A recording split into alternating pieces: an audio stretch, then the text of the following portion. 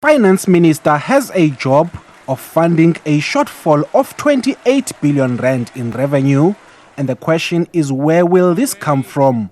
The Parliamentary Budget Office, or PBO, says an increase of 8% in VAT would generate at least 20 billion rand. It says the Davis Tax Commission has predicted a VAT increase in the medium term. I think he's being practical there because the numbers that we require are significant. It's, for example, if we talk about wealth taxes, some of the recommendations in the Davis Tax Committee's reports around wealth taxes will probably raise at most 5 billion. It's not going to get you there. So, one needs to start considering how we get to those certain levels.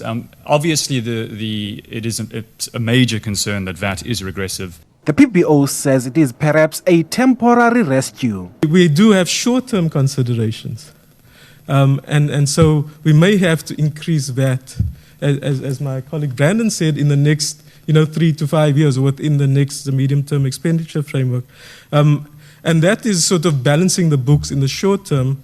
The PBO is also questioning whether the fiscal framework is still appropriate, and says providing a safety net for the poor and containing expenditure has been a tough balancing act. Since '94, we've been on the same policy trajectory.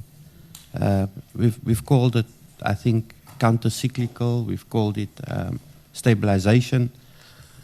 Yet we haven't seen growth. We haven't seen employment creation. We haven't seen poverty reduction. So that should be the first warning sign. The PBO says corporate tax must not be too high to chase away investors, but that these taxes must be balanced with the incentives these investors receive from the government.